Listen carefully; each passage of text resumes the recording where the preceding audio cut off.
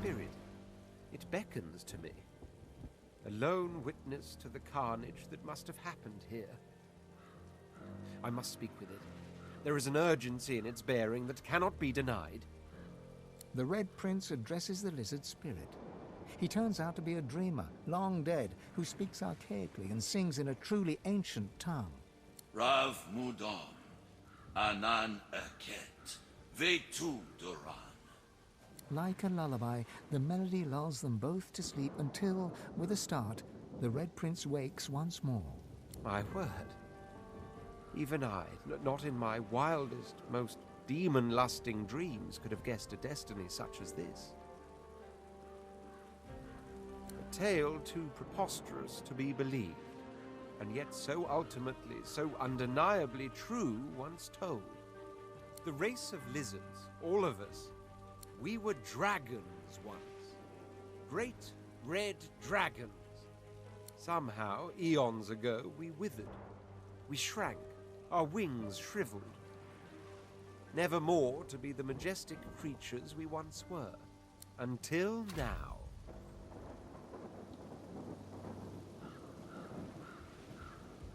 I don't know if I can grant us this fate. All I know is that I am to be the father of dragons, and she, the Red Princess, is to be the mother. I've told you about her, haven't I? The secret of my soul. All my life I thought she was but a dream within a dream, but she is real. She is here. And I must go to her. To think she awaits me even now, no more than a walk away. Come, we must move north at once.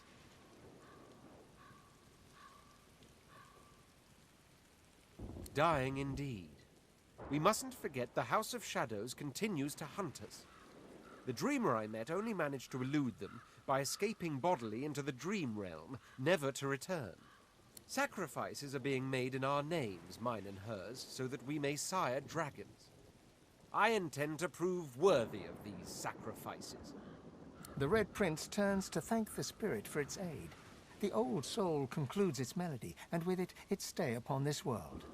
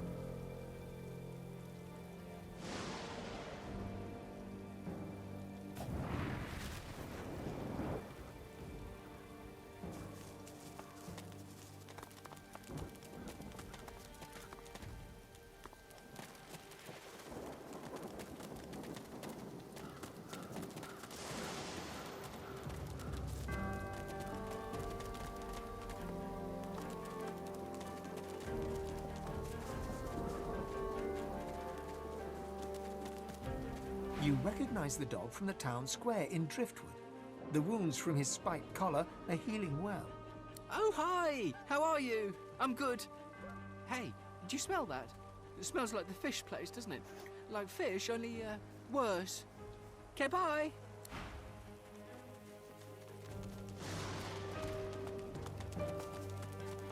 What's this? I found something.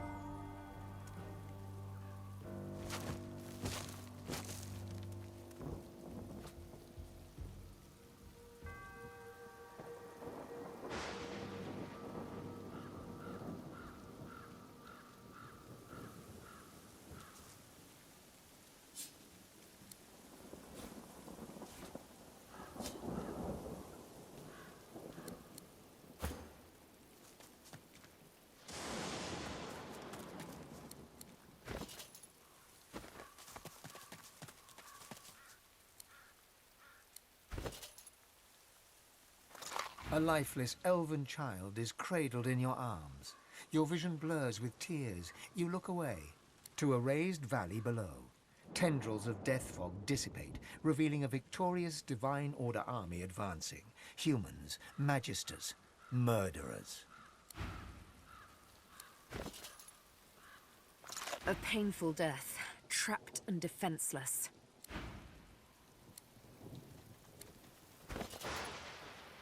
You stride past the chained sorcerers and climb onto the caravan without complaint. As you settle onto the bench, you offer Ralik's blessings to the Magister Guard.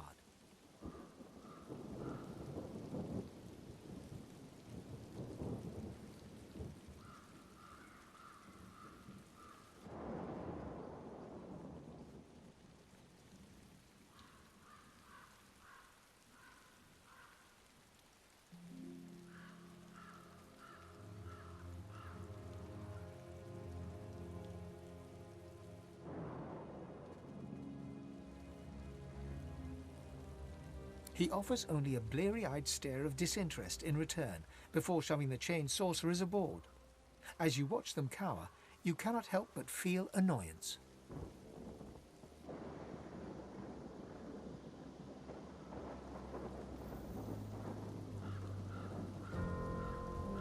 After all, don't they know they're going to be saved? A boy at swim. Your name is Joe. You're 9.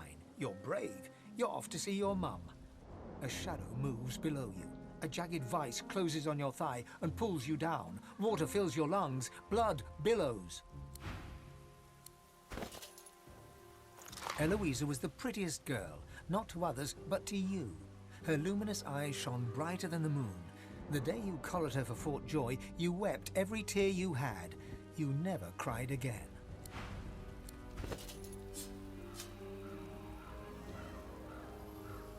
You were kind and honest and devoted to your dog, but you came a-knocking here in search of work, and the dog took a fancy to the man of the house. Your own dog turned on you and tore you down.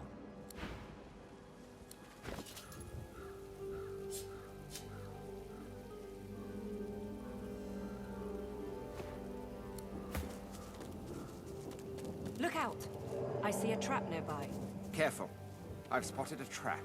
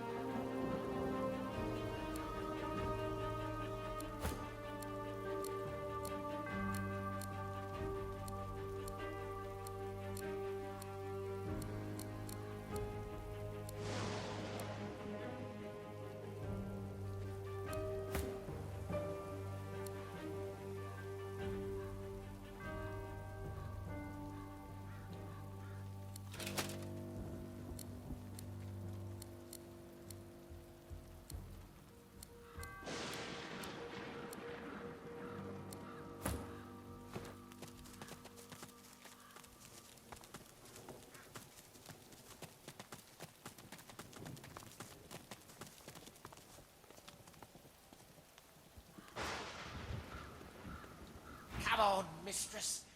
Hear me, heed me. You've always had a glint in your eye for old Zimski.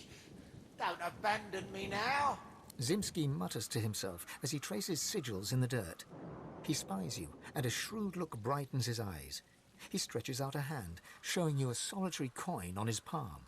Heads or tails? He flips the coin high in the air. It twinkles beneath the moonlight as it spins down, and he claps it to his forearm. It's tails. Unlucky. But then what do I know about luck anymore? All my life I served Lady Luck, and see how it ends. In the dirt, just the same as everybody else. Turning from you, he crouches back to the dirt. He resumes tracing esoteric sigils, his fingertips swirling through the graveyard clay. Her signs, the caller. Oh, Lady Luck always came when I called. For 30 years we roamed Rivellon together. She was my faithful mistress, from card game to wager to grift. She was the life of me. Yet she wants no dead man. Now I cannot influence even a coin toss. But you breathe. I'll wager you've more use for my gifts than I do. Here, tell me what you truly value. If my lady sees fit, I'll give you what I truly value in return.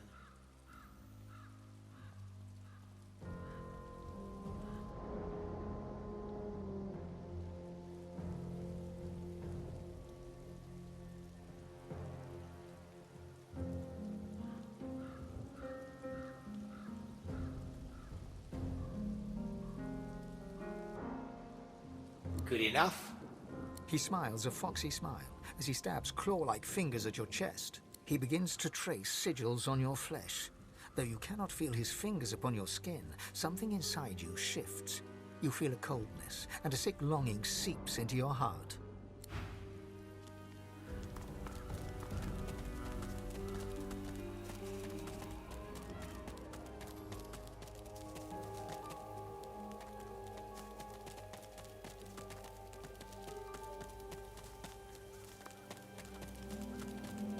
The dog growls and bares its teeth at you in a wide, unsettling grin.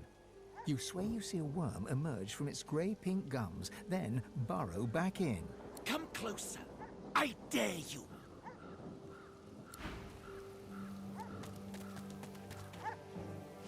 Slobber drips from the dog's bared fangs. Where the driblets land, the soil bubbles. Come closer. I dare you.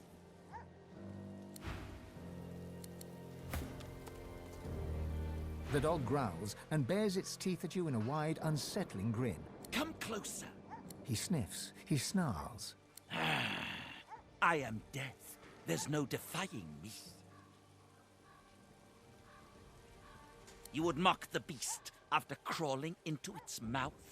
The dog's growls intensify and transform into a rhythmic rasp that mimics laughter. You swear you see the ground behind him momentarily churn and tremble. Not one step further. I know what you want here, but Kanna's already laid claim to it. Ha! She calls herself master. I call her minion.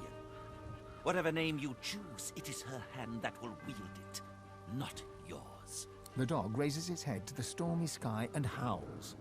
The earth beneath you vibrates, a dirge plucked on the strings of a rotting lute. Necrotic troll, you are summoned. Crawl through the gate. The earth opens for thee.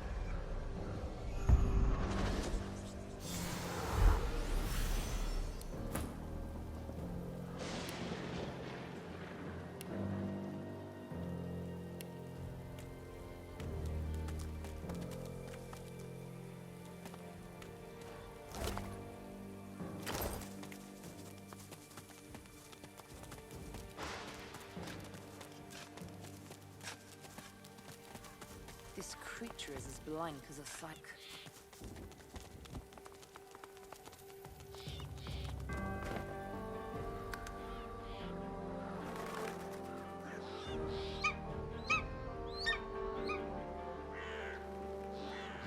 We died glorious deaths.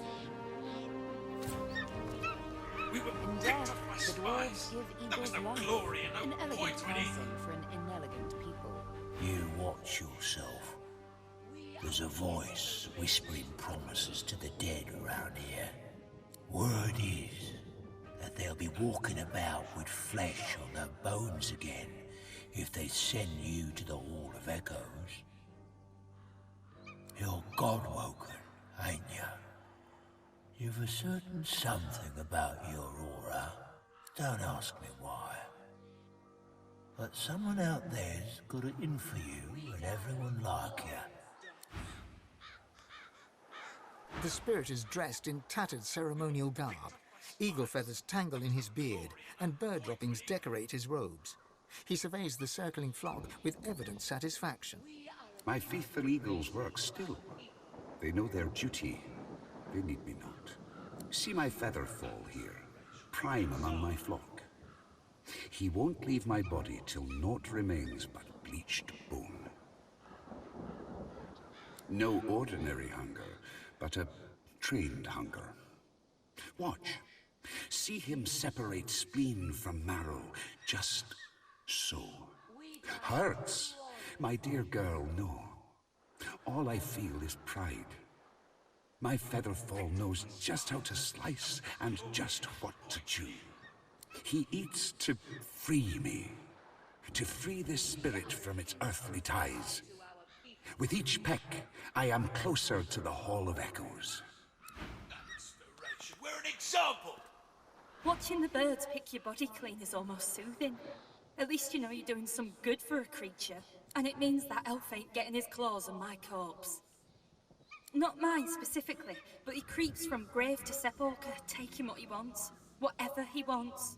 A grim expression passes across her face as she looks out over the graveyard. The dead don't rest easy in this garden. Not by half.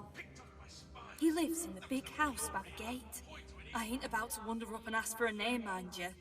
The less I see of him, the happier I'll rest. That inspiration. We're an example! Two dwarven spirits at loggerheads. In a flash, you are both of them, brother and sister. Your feminine side is a rebel, rising up against the tyrannical queen. Your masculine side is a royalist, loyal to the monarch he loves. As the brother, you rescue your sister from the pikes of the Royal Guard. Together, you flee across the sea to the melting pot of Driftwood and Reaper's Coast. But in Driftwood, you visit the lizard. You are the sister, and you know that something is wrong. You climb the stairs to rescue your brother, and find him fighting for his life against the dwarves who would rob him. Both of you die, but your killers do right by their fellow dwarves, and bring you here to lay you to rest. As spirits, you fight for eternity, one convinced that the Queen is a tyrant, the other that your treason was wrong. The sister smiles. She feels vindicated. Her brother still does not agree. The rebellion was a disaster. The rebellion was a mistake that cost them their lives. The eagle glowers at you balefully, with eyes like shiny little buttons. One manicured and beribboned claw shoots forth to claim the stringy offal before him. Stretching his neck forward, he peers closely at you. Pretty eyes, eyes that see far. The eagle's own eyes glitter with avarice. We were picked off by spies. There was no glory and no point to it either. Master tied them on. Pretty, pretty ribbons. Match my pretty claws. Match your pretty eyes. Peck, peck, peck. The eagle pecks free some choice lump of gristle from deep within the corpse. He swallows it whole, dark blood dripping from his beak and matting the fluffy feathers at his throat. Master died, but Master told me what to do. All my life told me you are what you eat. So I do. I will become the Master. Unless you are not the new Master, are you? We were picked off by spies. There was no glory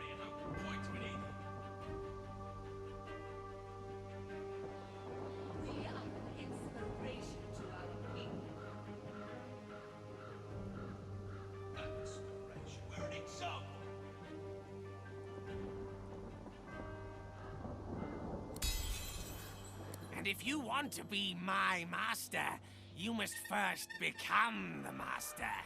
You are what you eat. You chew it for what seems like forever, yet the texture does not change in your mouth. Tough, yet moist. Leathery, yet slippery. It's disgusting. Sometimes you really wonder about how you make choices in life. Sometimes, like now. The eagle hops from claw to claw, peering up at you with a berserk and bird-like excitement. See? Feel it? The power! A hacking claw breaks free from his ebony beak. Those little button eyes seem clouded in the gloom. Disrespect! You spurn Master's gifts! Leave now! Leave Master and I alone! He ostentatiously fluffs up his feathers and turns back to his sordid repast. The eagle glowers at you with one baleful eye, keeping the other eye firmly trained on the stringy morsels of rotting flesh dangling from its beak. You dare! You dare touch Master's gifts! That inspiration, we're an example!